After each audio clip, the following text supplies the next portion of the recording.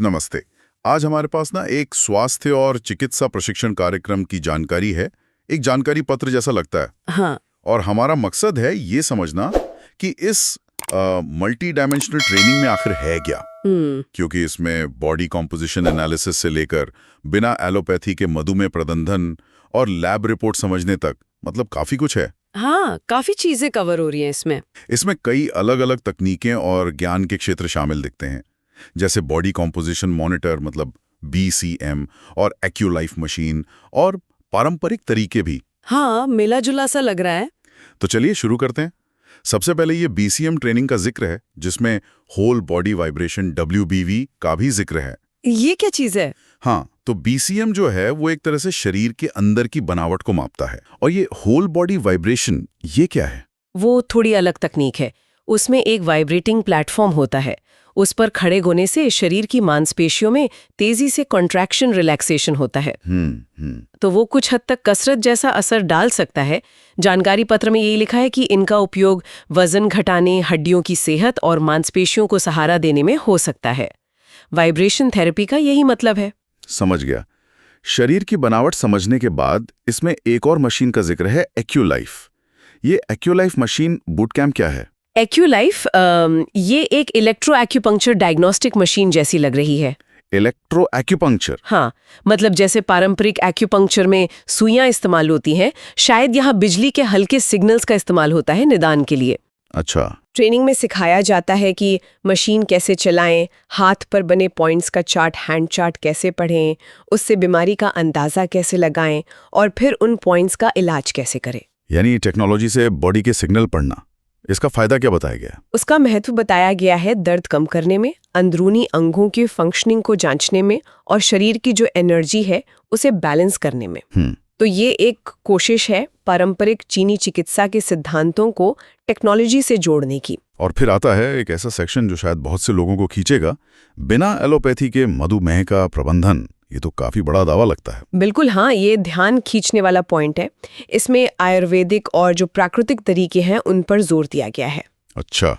इसमें खास तरह की डाइट प्लान, कुछ एक्यूप्रेशर पॉइंट्स और जीवन शैली में बदलाव शामिल बताए गए हैं। और लक्ष्य बताया गया है टाइप 2 डायबिटीज को रिवर्स करना, मतलब उसके असर को पलटना और दवाओं पर निर्भरता खत्म करना। ये तो वाकई दिलचस्प है। अच्छा, तकनीक और पारंपरिक तरीकों के साथ इसमें एनाटॉमी की बेसिक बातें भी हैं, पाचन तंत्र, नर्वस सिस्टम, ग्रंथियां वगैरह। ये क्यों? देखिए, ये तो बुनियाद है।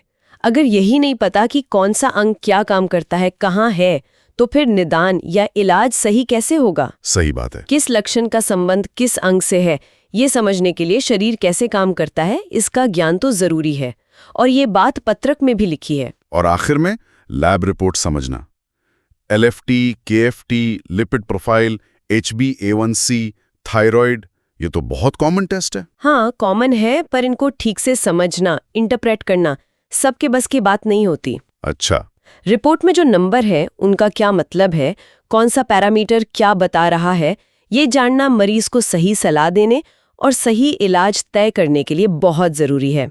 इससे प्रैक्टिशनर को एक आत्मविश्वास मिलता है। तो अगर हम इसे संक्षेप में देखें तो ये 6 दिन का कार्यक्रम है, 20 से 25 जुलाई तक। रोज 2 घंटे सुबह या रात के स्लॉट हैं। डिजिटल सर्टिफिकेट भी मिलेगा। और इसमें कवर हो रहा है body composition, diet chart, diabetes reversal के तरीके, एक्यूलाइफ से निदान और थेरेपी और BCM ट्रेनिंग। संपर्क के लिए डॉक्टर X नासिर अली का नाम और व्हाट्सएप नंबर भी दिया है। तो कुल मिलाकर देखें तो ये प्रोग्राम हेल्थ केयर का एक मिला जुला सा इंटीग्रेटेड नजरिया पेश करता है। इसमें टेक्नोलॉजी भी है जैसे BCM, एक्यूलाइफ। हाँ। और पारंपरिक ज्ञान भी है जैसे आयुर्वेद, डाइट, एक्यूप्रेशर और साथ में मेडिकल साइंस की बेसिक बातें भी, एनाटॉमी, लैब रिपोर्ट्स। सही कहा। ये मिश्रण ही शायद इसे खास बनाता है। ऐसा लगता है कि ये उन लोगों के लिए है जो स्वास्थ्य को मतलब होलिस्टिक तरीके से देखते हैं या फिर वैकल्पिक चिकित्सा पद्धतियों में ज्यादा रुचि रखते हैं। बिल्कुल। इसमें डायग्नोस्टिक तकनीक से लेकर इलाज के तरीकों तक एक काफी बड़ा स्पेक्ट्रम कवर करने की कोशिश की गई है। और ये एक दिलचस्प सवाल भी खड़ा करता है सोचने के लिए। क्या सवाल? यही कि क्या इन अलग अलग और कभी-कभी शायद विपरीत सी लगने वाली पद्धतियों की समझ किसी व्यक्ति के अपने स्वास्थ्य को देखने और मैनेज करने के नजरिए को बदल सकती है।